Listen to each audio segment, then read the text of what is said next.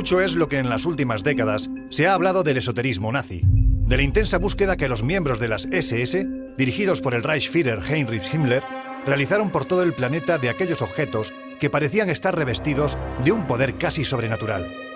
Porque dichos objetos otorgaban a aquel que los encontrase el poder sobre todas las cosas. Y los nazis, que debían de tener un pie en la mítica Atlántida y otro en tierra firme, estaban convencidos de que estos no solo existían, sino de que además sabían dónde se encontraban. Pues bien, aunque parezca increíble, la historia de España aparece vinculada desde su génesis a una serie de rituales que hunden sus raíces en las más profundas tradiciones de los bárbaros germánicos. Tradiciones que de una forma u otra retomó el franquismo.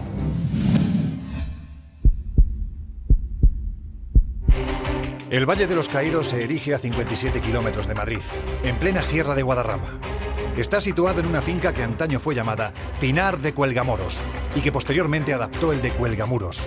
Se trata de un enclave agobiante, oscuro y tenebroso, en el que Franco hizo construir su mausoleo para así honrar la memoria de los españoles muertos durante o después de la Guerra Civil. Para el profano este lugar evidencia un claro sentir religioso, pero los expertos han creído ver en su estructura una intencionalidad que desvelaría el interés que tenía su creador por el esoterismo. Ese mismo que mostraron los nazis a lo largo de todo el Tercer Reich. Veamos.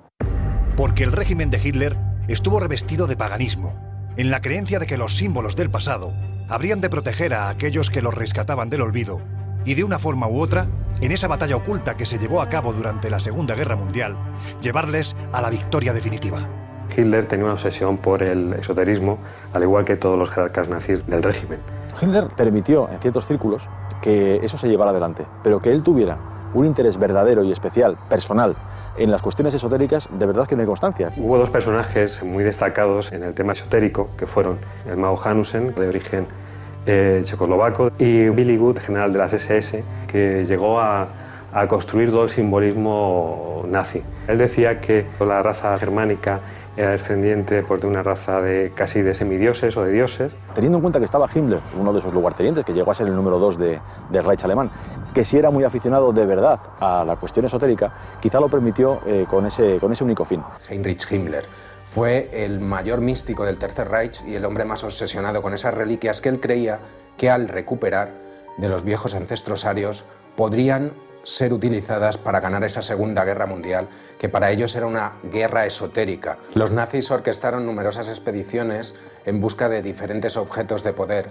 expediciones que organizaron a través de la denominada Sociedad Herencia de los Ancestros. A Himmler se le permite que venga a España buscando esos objetos de poder que el régimen nazi pretendía, sobre todo a través de esta figura. Heinrich Himmler llegó a Madrid en medio de todo tipo de pompas, fue recibido en la estación del norte de Madrid por Serrano Suñer y toda la élite del franquismo. Después también realizó un viaje relámpago a Toledo, donde se cree que pudo seguir la pista de la Mesa de Salomón. También se cree que hizo un viaje relámpago a Segovia, donde podían hallarse algunos vestigios de esa raza aria que tanto le obsesionaba. Billy Wood llegó a visitar la montaña de Montserrat, donde la tradición decía que se podían encontrar algunas de estas reliquias mágicas para el esoterismo de los nazis. De este modo, quién sabe si a raíz de aquella visita, las cúpulas franquistas mostraron un evidente interés por el esoterismo real, el mismo que parecía mover los designios del nazismo, como una forma de perpetuarse para siempre. Después de la Guerra Mundial, supuestamente hubiesen ganado los nazis, Franco iba a permitir que hiciesen excavaciones en España para buscar esos objetos de poder que pretendían. Si esto influyó en Franco de una manera directa para que él tuviera una visión esotérica también del mundo, o no, es algo que posiblemente ya nunca lo sabremos, pero sí es verdad que Franco tuvo elementos en su régimen, por ejemplo, el propio Valle de los Caídos, la ubicación, por qué se erigió. El Valle de los Caídos está situado en un enclave ya de por sí mágico.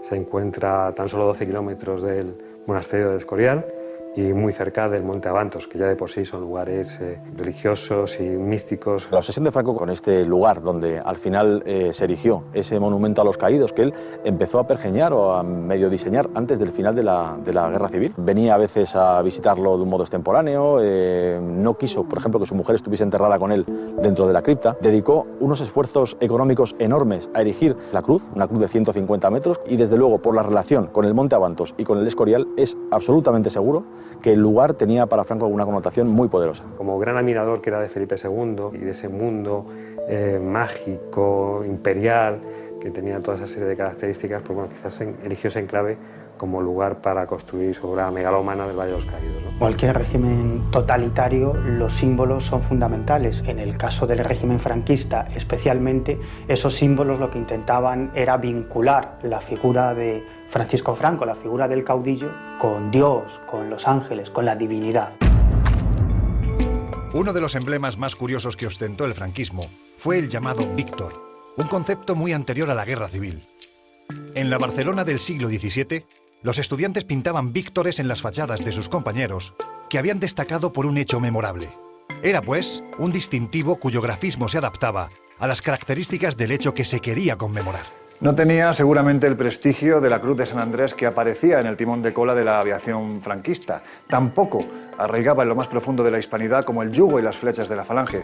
Era un emblema que nadie sabía de dónde había salido, pero que acompañaba a Franco allá donde éste iba. Es un símbolo que se entrega o que se otorga a los estudiantes que han conseguido grado de doctor en la Universidad de Salamanca. Una de las cosas que tiene el Víctor de Franco es una tau templaria, la forma de una especie de huevo que se abre, que sería un huevo alquímico, el nacimiento del mundo, en este caso del régimen de Franco, el símbolo del sol. El símbolo solar, yo creo que en todas las culturas tiene una enorme vinculación con Dios. Franco se creía un elegido de los cielos para dirigir a la nación española. Personas muy cercanas al dictador han comentado que él creía que alrededor de su vida sucedían toda una serie de fenómenos místicos, sobrenaturales o incluso paranormales. El Víctor lo utilizó durante los primeros años del régimen y luego ya prácticamente desapareció.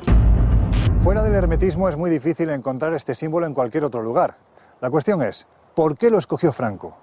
Es cierto que durante su estancia en Marruecos consultó a curanderos, a videntes y a espiritistas para crear símbolos y talismanes que le acabasen por conducir a la victoria final. El 18 de julio de 1936, Franco subió al Dragón Rapid para poder volar desde Canarias hasta Marruecos y así unirse al golpe militar.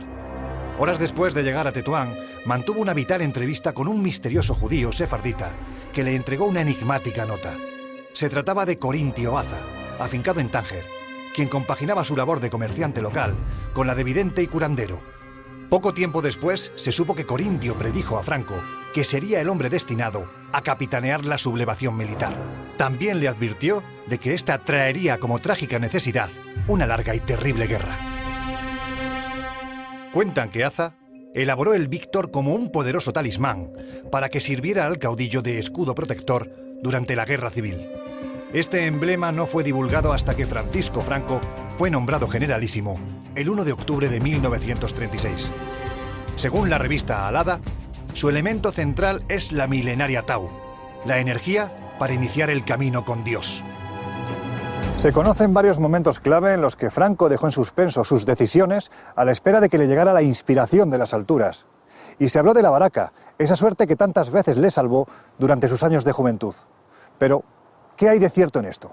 Tanto Franco como muchos de sus allegados estaban convencidos de que tenía baraca. Este halo de fortuna o de suerte a su alrededor empieza a gestarse en la época en la que es destinado al norte de África. Allí se salvó de la muerte en varias ocasiones de manera casi milagrosa. Franco resultó gravemente herido en uno de los combates contra los rifeños. Los médicos le desahuciaron hasta el punto de llegar a recibir la extrema opción. De pronto tuvo una recuperación que muchos han calificado de milagrosa. Dos cabos, Juan Rico y 20 Millas, hablaron con otros soldados y, sabedores de que al día siguiente tenía que llegar el general Franco, decidieron matarlo y parar el golpe de Estado. José Rico, que estaba de guardia, le esperaría a Franco y a sus acompañantes en el patio de armas, donde dispararía quemarropa contra él. Pero un soldado, temeroso quizá de que esto no saliera adelante, se lo contó al coronel jefe del batallón. En pocas horas fueron detenidos todos los implicados en esta denominada conspiración de los cabos. Algo parecido con lo que le pasó a Hitler en su día, cuando sufrió el atentado en la guarida del Lobo, que sobrevivió también milagrosamente y también contribuyó a que él tuviera esa idea de que estaba elegido por la divinidad para realizar grandes empresas. Se cuenta que en cierta ocasión estaba haciendo sus necesidades, un francotirador le estaba apuntando directamente hacia su cabeza, le picó un mosquito, él pegó un salto y gracias a ese movimiento salvó la vida, ¿no? Y es que, como veremos más adelante, independientemente de su obsesión por las reliquias, no es del todo conocido que Franco cortó personalmente 2 troncos de un enebro del Risco de las Navas, y que los guardó en el Palacio de El Pardo. Puede que sea una casualidad, pero resulta que las bayas de este árbol eran ingrediente esencial con las que se conjuraba a las brujas la noche de Valpurgis. ¿Superstición? Franco, cuando estuvo en Marruecos, empezó a crearse su leyenda de que estaba protegido por fuerzas superiores, la baraca, que era un hombre con estrella. Y él consultó durante un tiempo a una vidente llamada Mersida, que le hacía la buenaventura. Un espía español que fue destinado a principios de los 50 al norte de África pudo hablar con Mersida, que le comentó muchas de las conversaciones que ella mantuvo con Franco. Tiempo después pudo acceder a una serie de documentos del servicio secreto español y se decía de ella que era una bruja divina, que creía que tenía poderes paranormales, que tenía capacidad de ver el futuro y de salir incluso de su propio cuerpo en una especie de viaje astral, y había una leyenda que ponía no molestar, protegida por Francisco Franco Bamonde. En el momento en el que a Franco le iban a asesinar unos agentes de la República antes del alzamiento nacional, no lo hicieron sin saber muy bien por qué, y eso fue algo que, una de las cosas que fueron profetizadas a Franco por esta mujer.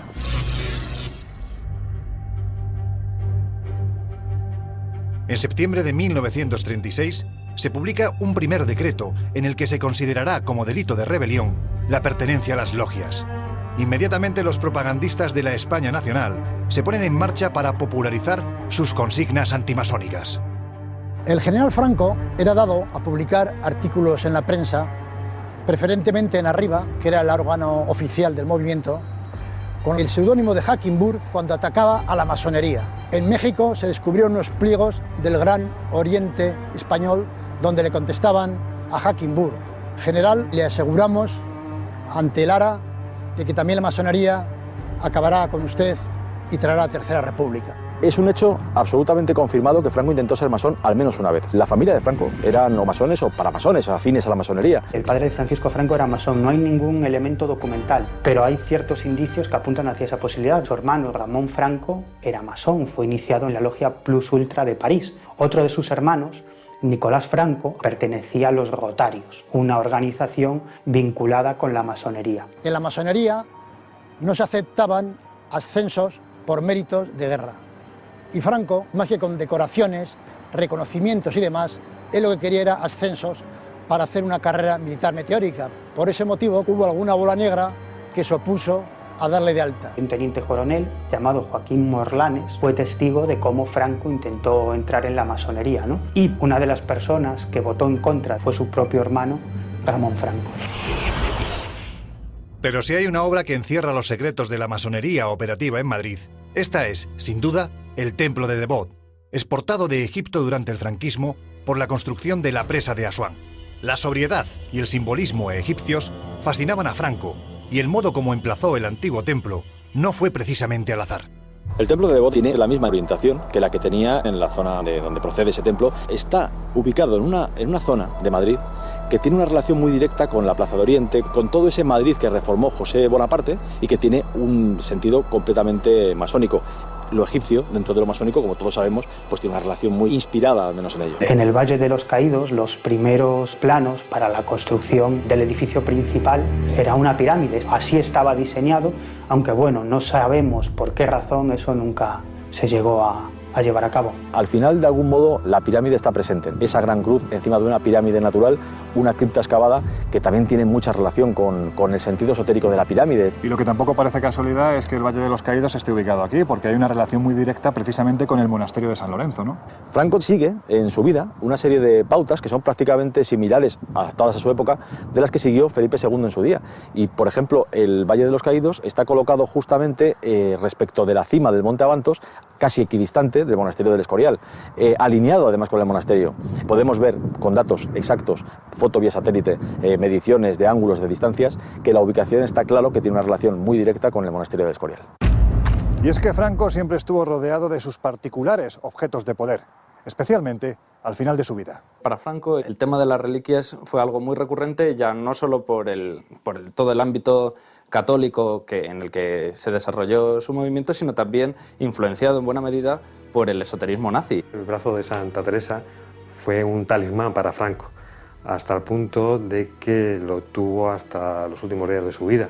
Lo tuvo en su habitación del Palacio del Pardo, encima de un reclinatorio. Cuando él tenía que firmar algún documento de cierta relevancia o de una importancia capital, introducía a través de los dedos de la santa el bolígrafo o la pluma con la que iba a firmar esos documentos para cargar o magnetizar de alguna manera los documentos que él firmase. Franco, cuando estuvo en Marruecos, tuvo un balazo, una vez muy grave en el bajo vientre, salvó la vida casi milagrosamente y creía que con el amparo de esta reliquia, de la mayor santa de la historia de la Iglesia Católica, pues estaba protegido, estaba amparado y, en fin, que podría terminar felizmente sus días. En el momento antes de morir, unos días antes, pidió que le llevaran el manto de la Virgen del Pilar para que estuviera a los pies de su cama. Esto es obvio que es buscar una protección en las reliquias, como buscó a su vez, ya digo, Felipe II siglos atrás. Y es que el poder, en la mayoría de las ocasiones, es sinónimo de soledad, de un miedo sobrenatural a perderlo todo a cada instante. Por eso es más sencillo creer en la magia, que supuestamente reviste a determinados objetos, porque en dicho pensamiento se halla el alivio necesario, la convicción de que gracias a estos cualquier cosa es posible. Ese y no otro es el verdadero poder del símbolo, del talismán, del objeto sagrado, que para hacerlo efectivo hay que empezar a creer. Y eso, en este y en otros casos, llegado el momento, es una cuestión muy fácil de asumir.